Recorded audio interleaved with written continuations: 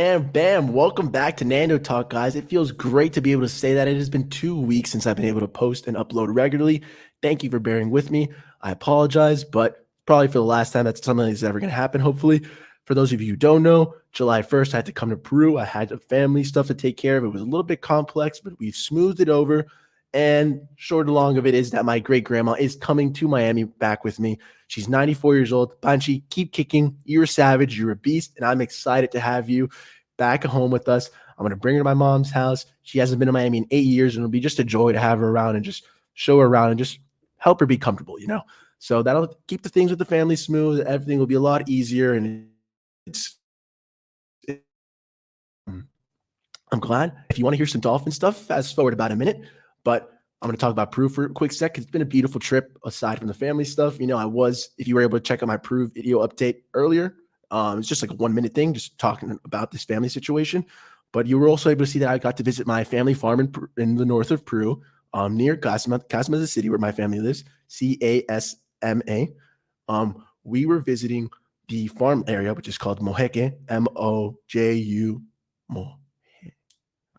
Mojeque, sorry, Spanish. Switching over to English, it's been 2 weeks since I spoke English, so it's a little weird, guys, but thanks for bearing with me once again.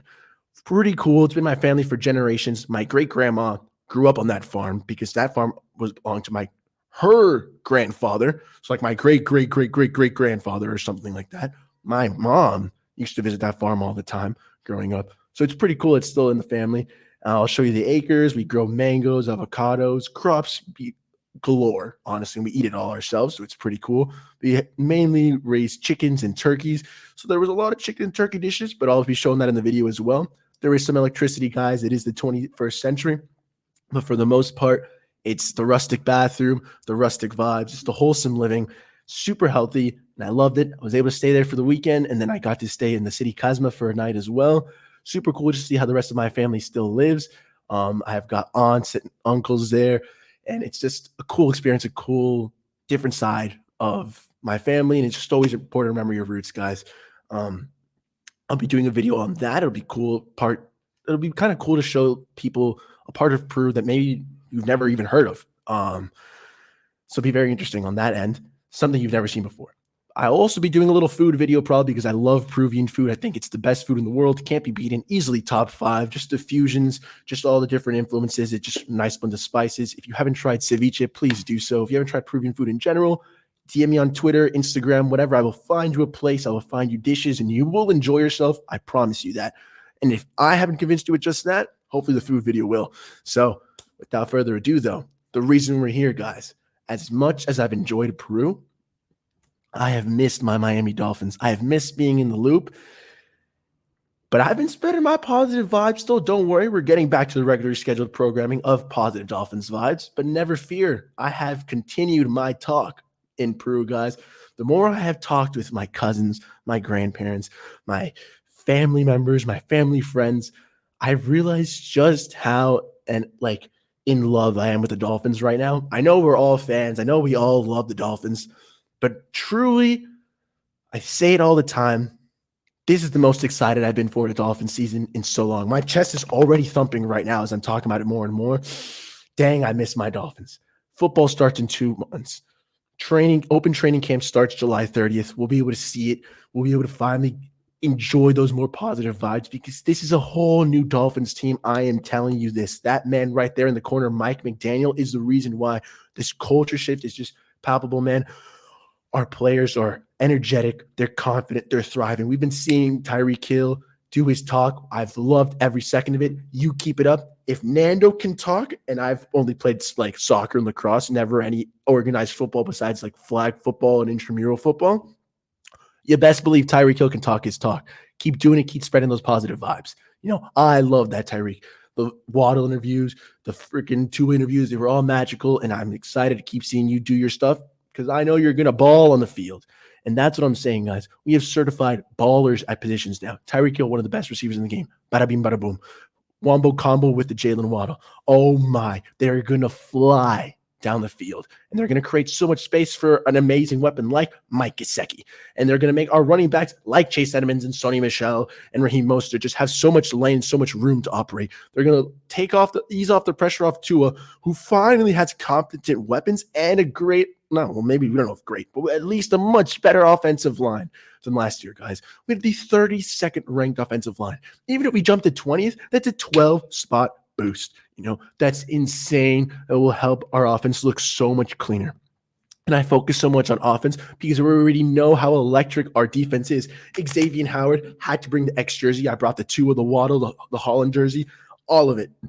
But I had to wear X for this video because our defense is going to absolutely feast. Oh, my days. We have maybe one of the best secondaries, if not the best secondary in the NFL with Xavier Howard, Javon Holland, Brandon Jones, Nick Needham, Byron Jones. Oh, my. It's an absolutely talentedly stacked unit. Our entire defense in general is primed to blow up even harder than they did last year. Our D-line, when you add Melvin Ingram on the veteran, will finally be a little bit deeper. But Jalen Phillips has been looking like a phenomenal monster, even stronger and bigger, which is crazy because we drafted him off his athleticism. He's even bigger now? Keep balling. Keep feasting, Dolphins. That's what I love to see. All of our players energetic, all of them hype, all of them buying into this process. And it starts with Mike McDaniel and the coach. But it goes top to bottom. Our coaching staff, we've got veterans like Frank Smith. We've got former player legends like Wes Welker and Pat Surtain and Sam Madison who are hopping on board. Top to bottom, this is a class coaching staff. We've got a class defense and hopefully a young budding offense that is going to keep balling and is going to put up numbers this year. And that's what matters. And that is the image I've painted to my family and friends in Peru. In their eyes, the Dolphins are winning the Super Bowl this year. And honestly, in my eyes, kind of the same, man. I've pegged us at 12-5 as a safe play. I even on a live stream yesterday had us at 13-4, going in 8-2 into the bye week and then 5-2 afterwards. That's 13-4, and that's crazy to say, but I genuinely believe that. I genuinely believe the Dolphins are going to be And why would I be negative about it? Why should you be negative about it? I'm not one to gatekeep. I'm not one to tell you how to fandom. But me personally, with all this talent we've added, both in coaching and players-wise, with all this energy, this culture shift, why would I continue to be pessimistic? Well, I've never been pessimistic, but why would someone continue to be pessimistic and continue to be negative when all signs show that this is a new team, a new direction we're headed in, and just have some fun. There's so much going on in the world to be stressed out about. Again, I was dealing with a family situation for the last 2 weeks, and I'm so excited I can be able to go back to talking about the Dolphins and just enjoying football because football is a game, guys. We're all on the same side. At the end of the day, we're all Miami Dolphins fans. We all want to see this team succeed. And the easiest way for it to succeed is to say our defense is going to stay elite. Our offense is going to become even better. Tua is going to do well. Halo is going to do well here. It's all going to work out. So why not just cheer for that? That's the scenario we should all be cheering for. 12-5, 13-4, we should all be rooting for that. That's playoffs. That's what we need. That's what matters, To hope for anything else, to hope for a failure of a player just to support your narrative, to hope for a failure of a season just to support your narrative, or maybe you have a draft prospect you want to touch next year. No, dude.